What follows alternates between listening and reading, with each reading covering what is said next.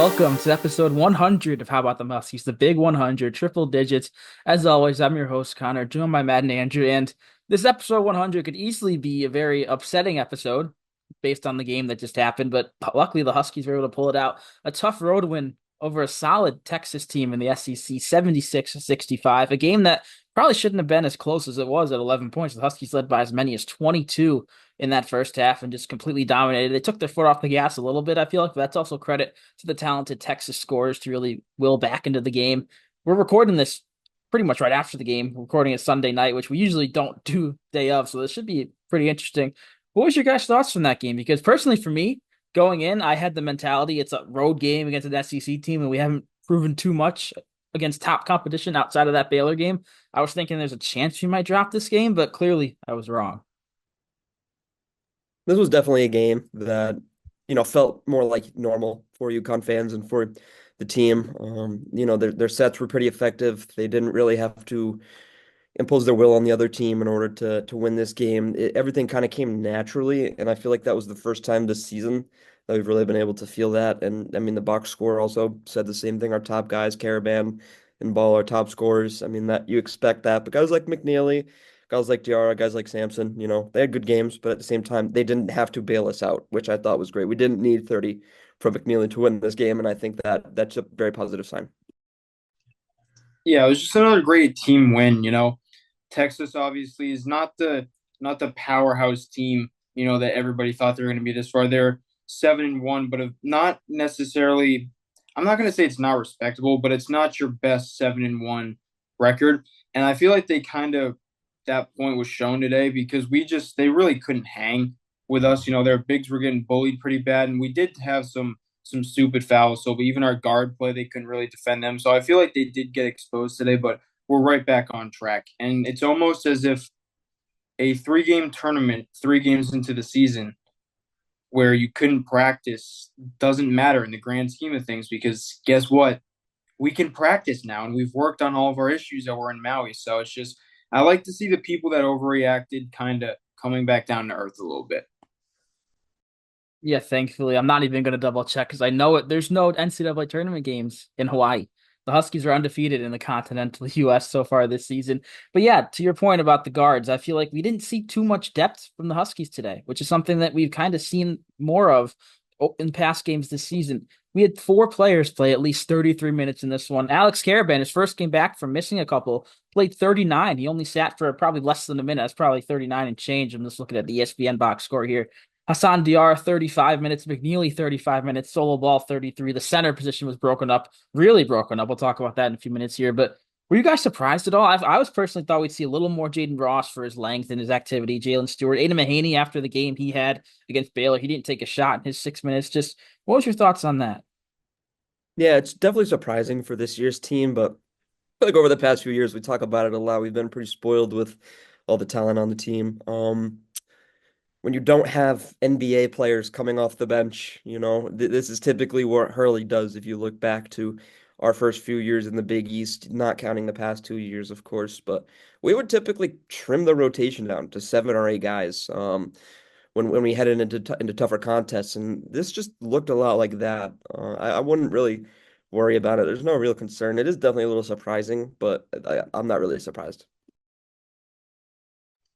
I mean, this team's is just not going to be like last year's, and I feel like people need to understand that. There's not going to be a certain guy who is going to go off for a certain amount of points. It's going to be anybody on any given night, and people are going to be inconsistent. That's just how this team is. But I'm not going to really bat an eye too hard about this. Mahaney, he's going to end up doing his job in games. He's not going to be a big points per game guy or assists or rebounds per game. He's just going to be a guy that does his job and does it well. And I think part of the reason these starters played the significant minutes is that you have 5 full days off before the next game on Saturday night against Gonzaga. You have a full week to rest, to practice up. So I feel like you can maybe get 7 or 8 more minutes out of guys than you thought you would going into the game. But I mentioned a little hint at that center position because it was a very well, I'm going around it. Yusuf Singari played 8 minutes in this game in the first half and picked up 4 fouls. That was something he was foul trouble at center for us. I'm not counting Singari, obviously. That's it is what it is. But the foul trouble at center with Samson Johnson and Terrace Reed is becoming a daily occurrence. I feel like Samson picked up two, then Terrace picked up two. So you're at the 8 minute mark. They're both at two. Sometimes Hurley's gone with like mixing them in and out real quick, so one doesn't pick up a third. But today he just decided Singare go in. You're gonna play the rest of the half unless you foul out. And he almost did foul out. He was looking solid for a little bit there, but then he had a stretch where he had like 3 fouls in like a minute span and ended up having to go to the bench. But I mean, I feel like he looked solid up until that fouling time. I mean, it's an option to have, I guess, in a game like this because they're up by 20 at that point. I feel like if the Huskies, it was a single possession game, maybe a 5, 6 point game, I don't think Singare checks in there. I think they go small with Karaban for a bit and see if that works. But since they're up by so much at that time, Singare got some valuable minutes.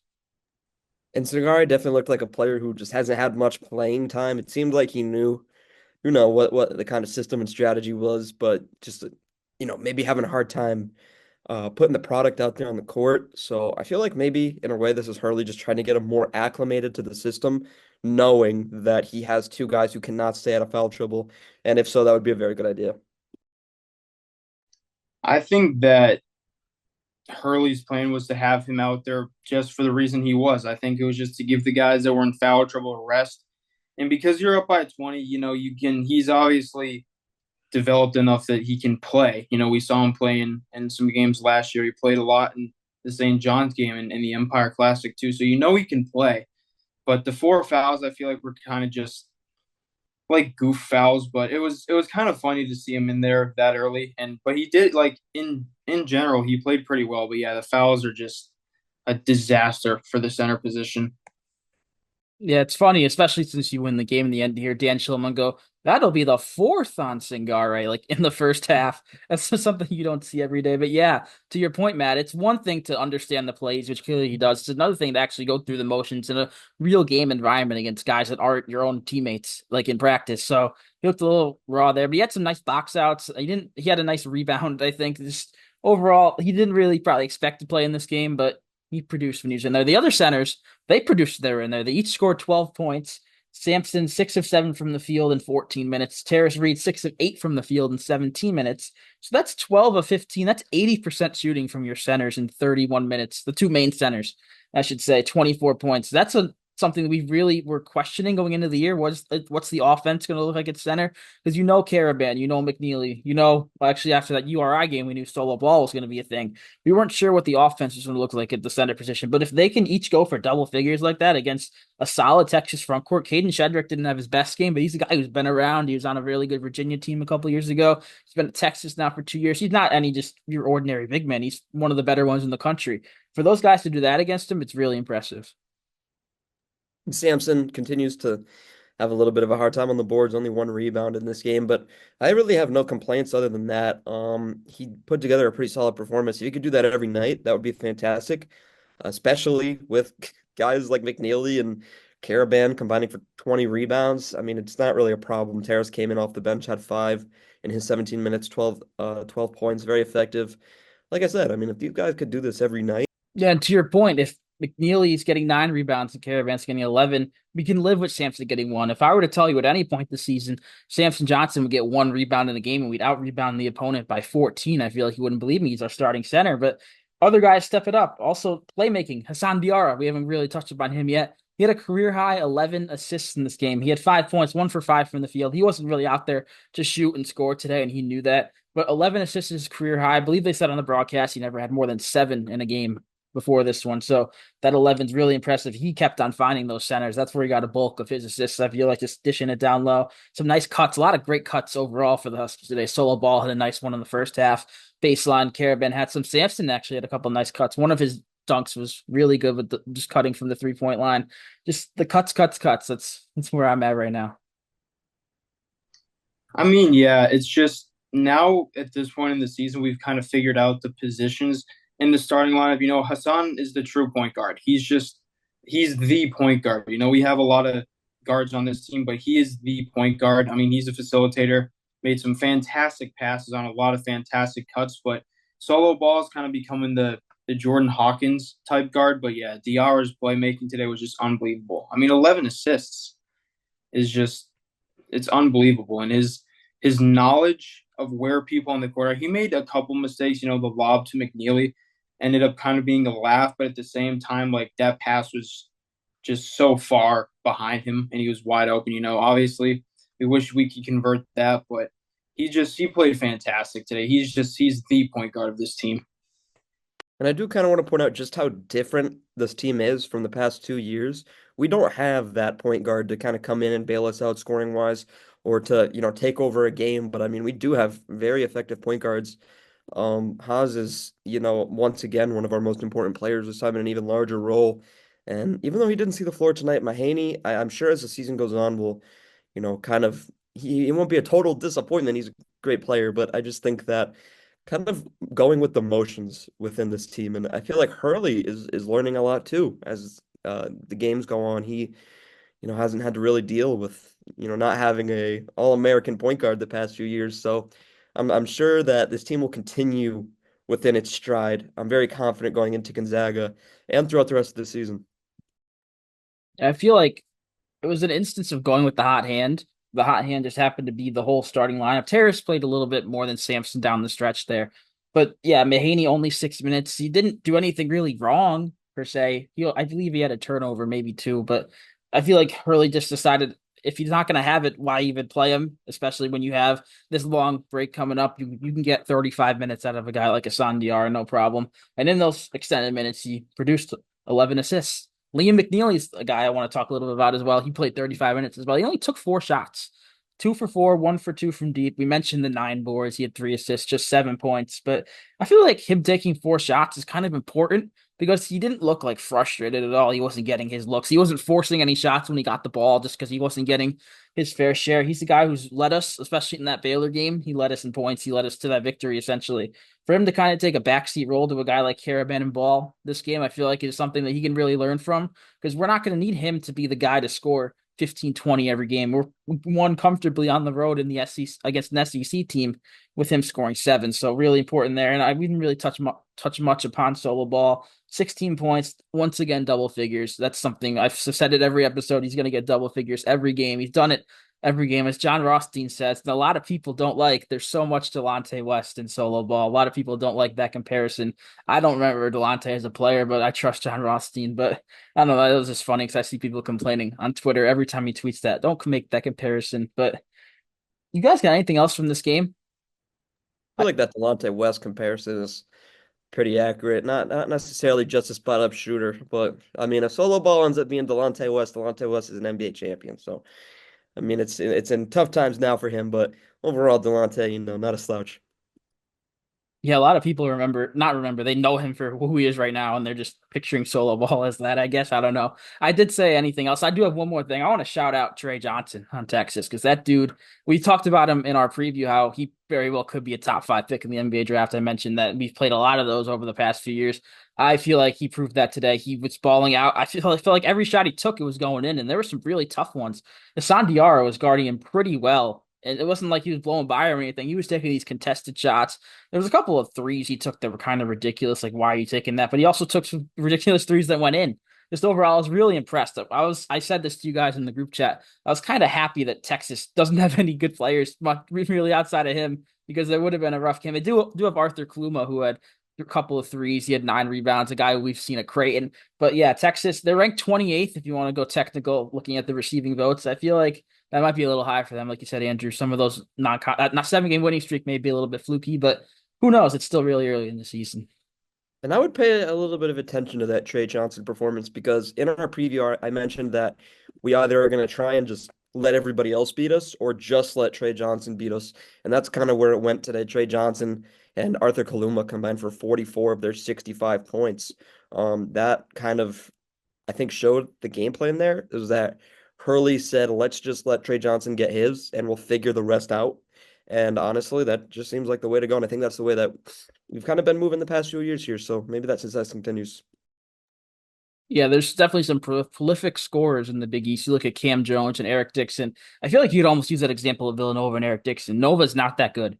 There's not much around that. They had a nice win against Cincinnati. earlier this week, but they're not going to win too many Big East games, most likely. Eric Dixon's averaging like 24 something points per game. If you let him get his and just limit the other guys, who cares if he goes for 40 if the team finishes at 60, something like that. That's kind of what our mentality in the national championship game last year. Zach Edey had 37, but I don't know what anyone else did. So clearly that mentality has worked for the Huskies. It's letting the stars cook is the best way to put it. And yeah, the Huskies continue to win. All right, now do we have anything else for the Texas game? So we're not done, but we're not doing the Gonzaga preview. We are going to have a little bit of fun here because this is episode 100. So we feel like we'll do something fun. You could easily click off right now because you don't care. I don't care if you do, but we're going to be doing some trivia, some UConn trivia. I mean, it's not really based around our 100th episode. It's just something that I have in the files here that I made, and we were going to do it at some point. So figured why not now? The list is the top 20 UConn scorers since 2010 who scored the most points. And the way we're going to do this, well, you guys can chime in here. Should we do it a collective effort, 3 strikes total, or just see who gets more? What do you guys think? I think we should try and rattle them off. 3 strikes each. 3 strikes Yeah, I would each. say 3 strikes each. We can Because I do feel three like if strikes we had each. if we had three and we get a few wrong, it'd be over. But gives us more opportunity here. We'll do 3 strikes each. I have the list here. Who wants to go first? Andrew could go first. All right, we're doing since 2010. So people that have played from 2010 on. Yes, I forget the exact criteria, but that's pretty Okay. much it. All right. I mean, I'll start with what I think is the most obvious one, Kemba Walker. Kemba Walker is on the list. And I should clarify, this is points since 2010, not players since. So Kemba may have scored before that. I didn't count those points. If that makes sense. Not Okay. many people fall in that category. Spoiler. I'm gonna All right. roll with What number is Kemba on that Jalen Oh, list? Anderson. sorry. I'll say these. Kemba is number 5, 1,462. Okay. I am going to roll with Shabazz Napier. Shabazz is the number one answer, Yep. 1,959. Oh, jeez. 2,000 points, basically.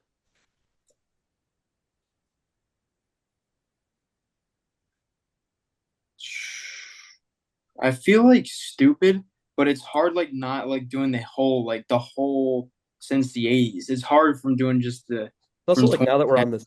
now that we're on the spot, Yeah, that too. I'm hoping we're not stumped after 2. I'm not stumped. 'Cause it's No, really I'm not not. as hard as you think. Not as stumped. Not stumped.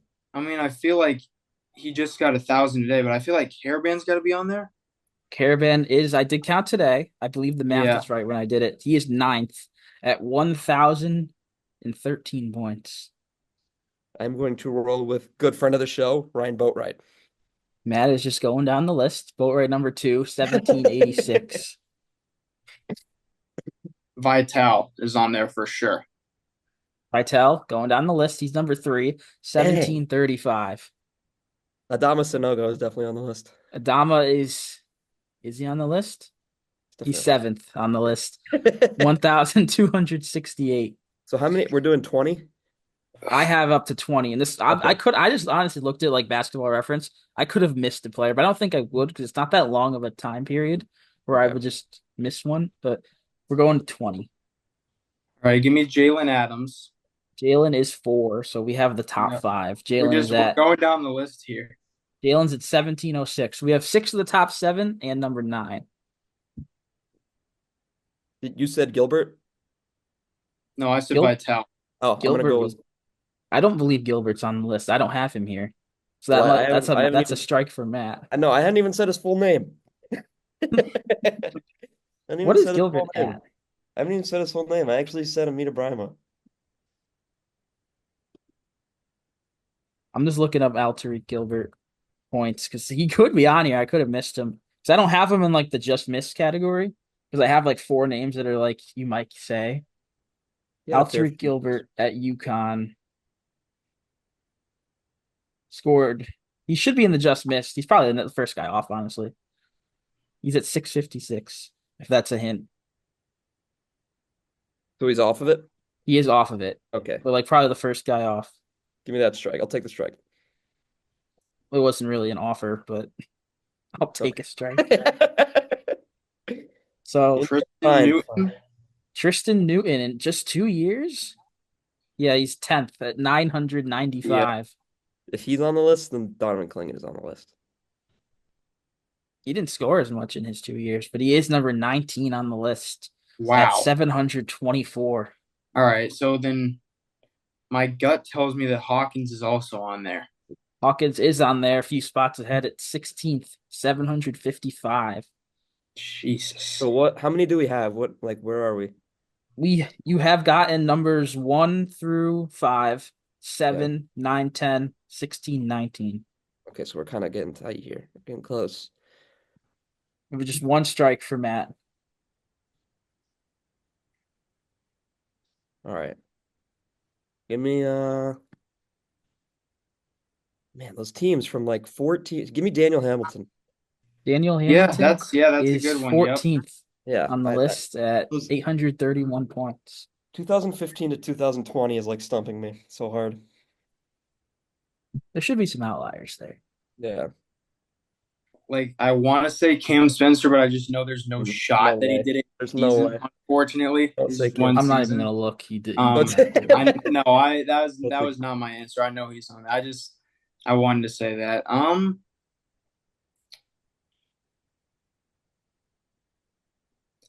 Stuff like remembering those guys from like the 15, 16 teams that Yep. were only here for a couple seasons. Actually, I'm gonna go. I'm gonna give this might be my first strike, but Rodney Purvis. Give me Perv.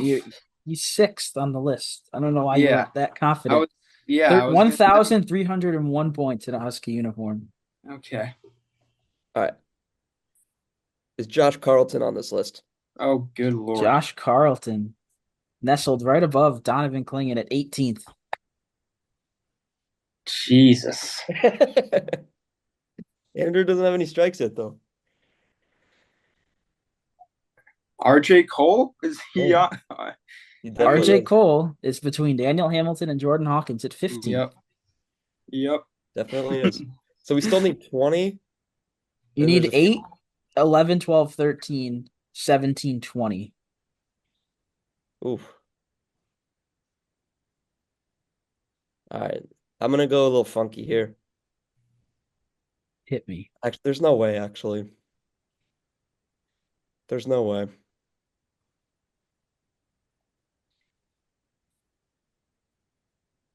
I mean, my heart is telling me that Brendan Adams is there, but there's no way he's there. No way. Are you making that guess?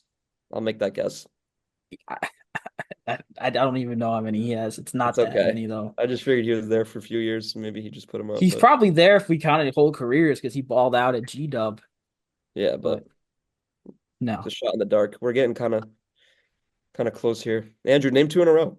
You know what? We got to think the 5 year guys. Tyler Pauly has to be on here. Tyler Polley is 12, 5 years. Yeah. Dang. Yeah. 923. Well, I feel like now if I don't guess the other 5 year guy, I'd be stupid. But if I did, then it very well could be wrong. No, Was he that good of a I was scorer? between them.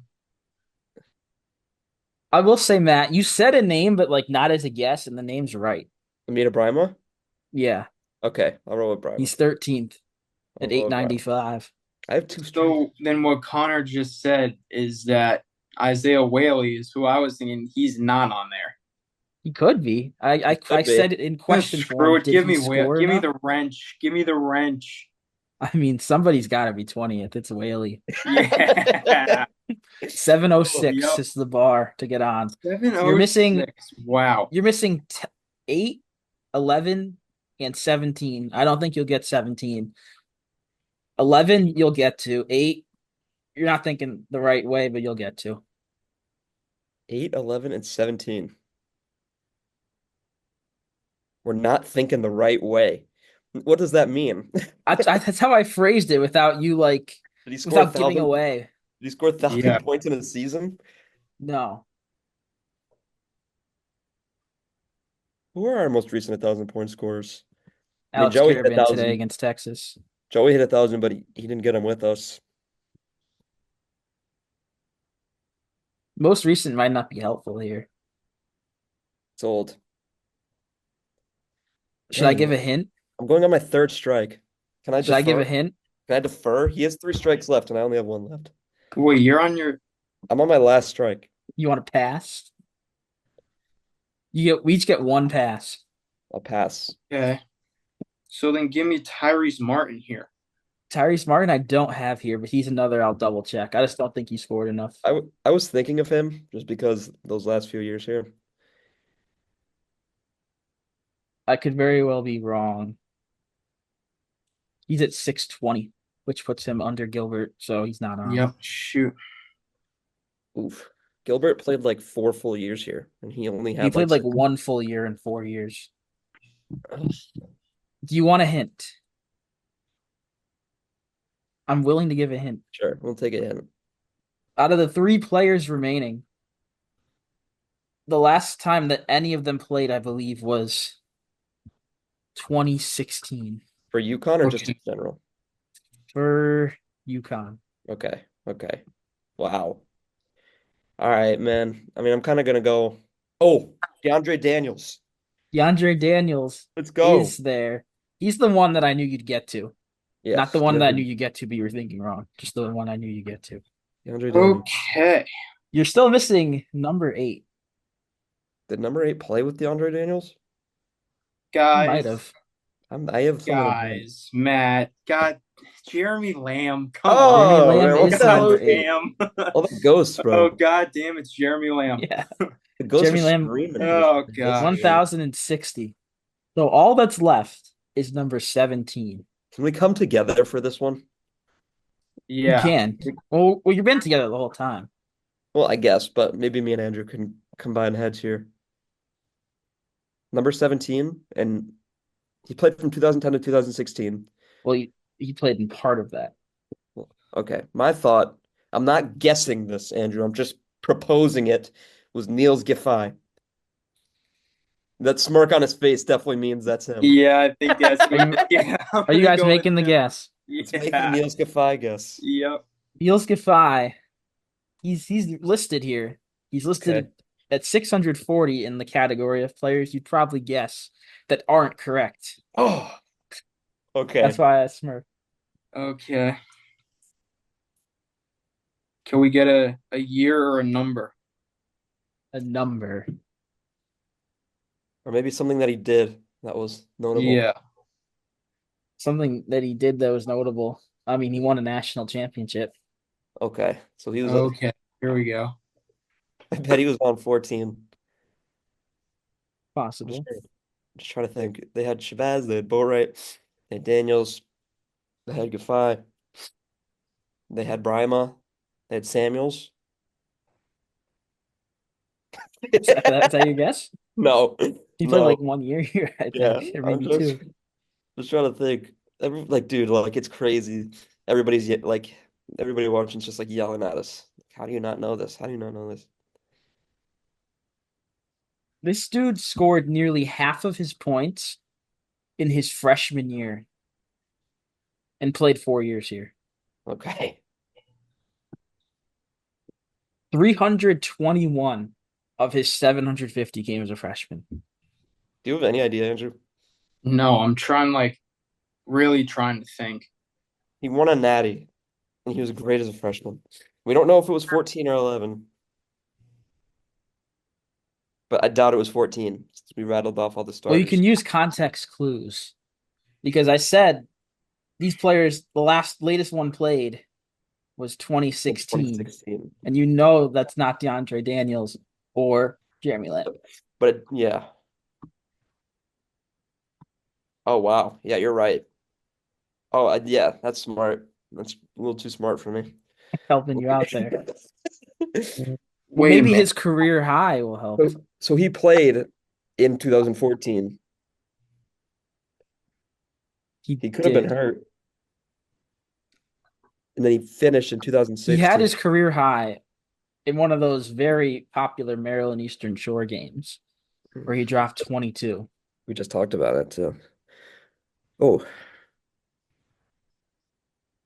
Feel like I have my guess. well, who are you thinking so we can debrief? I'm thinking, I mean, I don't have we haven't said Kenton Facey yet, right? Ooh, I mean, he was he not a freshman on that team? We haven't said Kenton It Facey. was Kenton Facey score 300 of his yeah, points that's what I'm trying to think. I don't his think freshman so. year. I don't think it's Kenton Facey. I think Shoot. The 300 checks out to 11.1 points per game, or the 300 and whatever it was. he was one of our best players the year before our national championship, 2013. On the roster, he ranked fourth in points per game behind Napier, Boatwright, and Daniels, ahead of Giffey. That was the year we weren't eligible. Yeah. He was a freshman that year. Oh my God, dude. This is miserable. This is miserable. I'm trying to think. Our guards were Gilbert. After that, it's too late. Yeah, Gilbert's not. Too I late. feel like we have zero viewers right now, Uh, too, because we've gone for probably 10 minutes, probably 6 of those minutes on this player. I don't think we're gonna get it. was he hurt during our national championship run? Um, Did he play? I'll check the game logs for that year. He,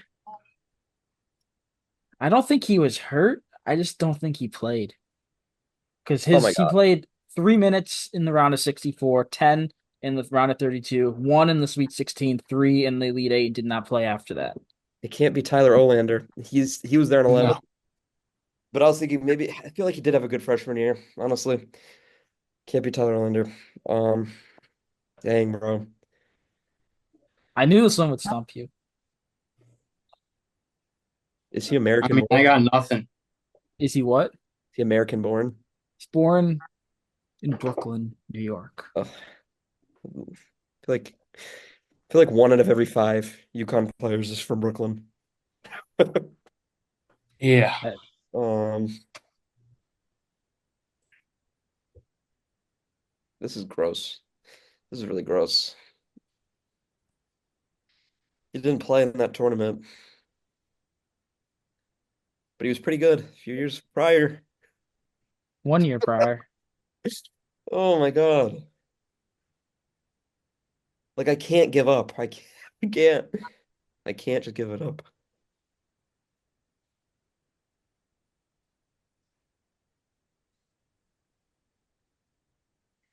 Trying to think of hints I can give. There's one obvious hint that you get it instantly. I'm not giving it to you. Is he a front court or a back court player?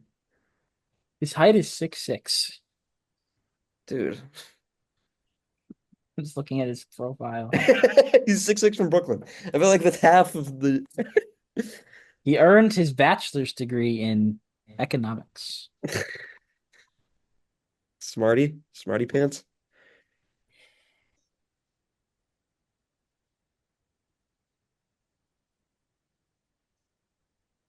He was the New York State Gatorade Player of the Year, averaging 25.7 points per game. For what For school? for what school? Christ the King High School. I don't want this to go on longer. Should I give I don't that want it hint? to go on longer either. I'm just so upset that I can't get it. He shares the name with a prolific icon in the college basketball world. The Omar. last name. It's Oh my Omar. God. Oh my Omar God. Calhoun. Omar Calhoun, Damn. 750 points. 17th on the list. That's Oh. the list. That's the trivia. That's all we got. Next time you'll hear from us, if you're even still here, is that we'll do a Gonzaga preview later this week. Not sure when, but it'll definitely be out before the weekend when the Huskies play at MSG. That should be a really fun game, but we'll talk more about that in that preview. We've gone on long enough here. Thank If you you're guys still for here, sorry to cut you off. If you're still here, comment Brooklyn. yes, Brooklyn. comment Brooklyn if you're still Comment here. Brooklyn. You're still here. Because we did that with barbecue chicken and we got a handful of comments, so we'll try it again. Comment Brooklyn if you're still watching. You watched that whole trivia. Also comment if you got Omar Calhoun before these two, because Definitely I hope you did. But yeah, until our next preview, this is episode 100. Thank you guys for watching.